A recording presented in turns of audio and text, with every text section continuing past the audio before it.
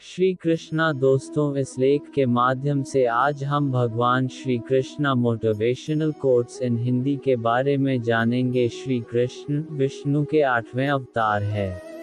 उपदेशों के माध्यम से उन्होंने जीवन के अद्भुत रहस्यों को आपसे साझा किया है।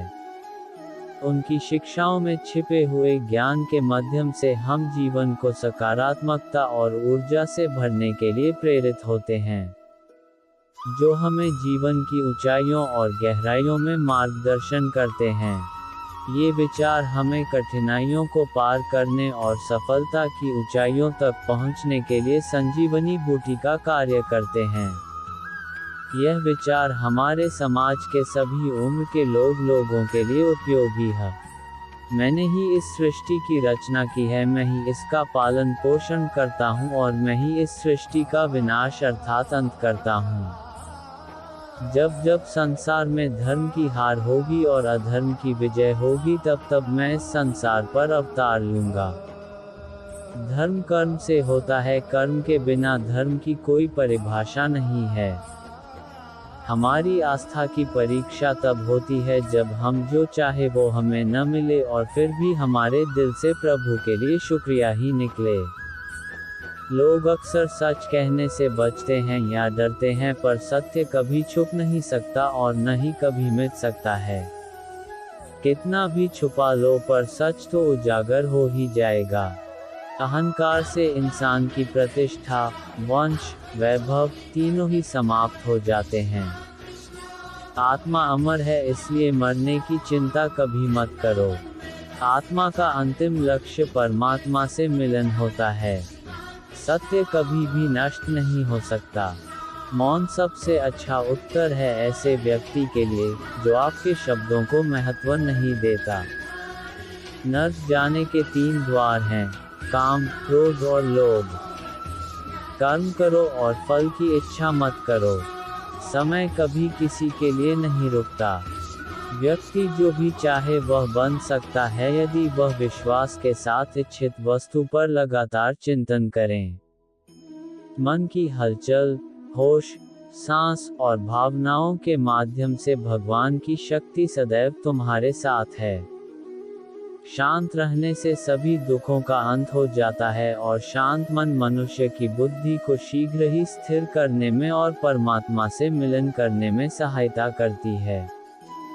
जो बात सच पर आधारित होती है, उसे कहने, करने और मानने से हमें कभी नहीं डरना चाहिए।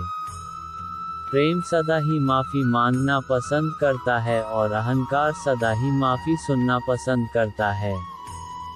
एक बार किसी को माफ करके अच्छे बन जाओ, लेकिन दोबारा उसी इंसान पर कभी भरोसा करके बेवकूफ ना बनो। धर्म केवल हमें रास्ता दिखाता है, परंतु मंजिल तक तो कर्म ही पहुंचाता है। इंसान की इच्छा पूरी नहीं होती है तो उसका क्रोध बढ़ता है और उसकी इच्छा पूरी हो जाती है तो लोभ बढ़ता है। इसलिए जीवन की हर स्थिति में अपने धैर्य को बनाए रखें। जिस मनुष्य के चारों तरफ नकारात्मक ऊर्जा वाले लोग रहते हैं, उस मनुष्य का मंजिल से भटक जाना निश्चित है। आज यदि आपके दिन बुरे चल रहे हैं तो कल अवश्य ही अच्छा होगा। आप केवल निस्वार्थ भाव से अपना कर्म कीजिए। जो मार्ग ईश्वर ने आपके लिए खोला है, उसे कभी भी कोई बंद नहीं कर सकता है। मनुष्य का जीवन केवल उसके कर्मों पर आधारित होता है। वह जैसा कर्म करता है, उसका जीवन वैसा ही हो जाता है। जीवन में आधे दुख इस वजह से आते हैं क्योंकि हमने उनसे आशाएं बना रखी है जिनसे हमें नहीं बनानी चाहिए थी। जिस मनुष्य ने अपनी जवानी में बहुत सारे पाप किए हो, उसे बुढ़ापे में नींद नहीं आती है। महाभारत में भगवान श्री कृष्ण द्वारा अर्जुन को दिए गए वचन आज भी हमारे जीवन के लिए बहुत उपयोगी हैं। अगर मनुष्य इन वचनों को आत्मसात कर ले तो उसका जीवन अवश्य ही सफल हो जाएगा। आज यहाँ हम ऐसे ही 15 अनमोल वचनों के बारे में जानेंगे। व्यक्ति को उसके कर्म का फल उसी तरह ढूंढ लेता है जैसे कि कोई बछड़ा सैकड़ों गायों के बीच अपनी मां को ढूंढ लेता है।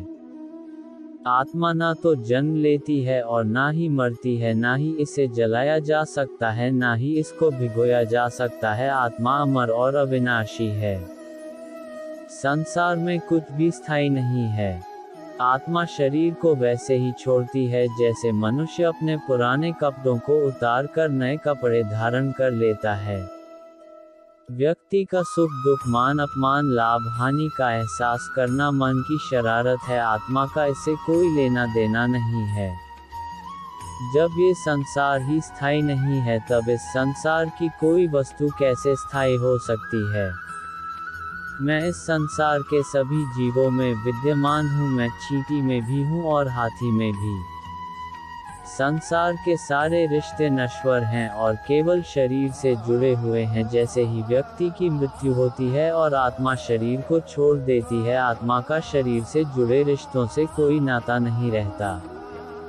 मेरे तुम्हारे हम सब के कई जन्म हो चुके हैं। ना तो यह मेरा आखिरी जन्म है और ना ही ये तुम्हारा आखिरी जन्म है।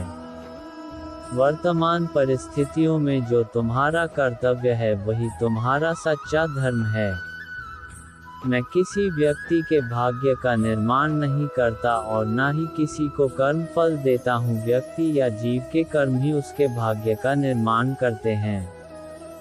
क्रोध मनुष्य का सबसे बड़ा शत्रु होता है। क्रोध के कारण मनुष्य की सोचने समझने की शक्ति नष्ट हो जाती है और उस व्यक्ति के पतन में ज़्यादा समय नहीं लगता है।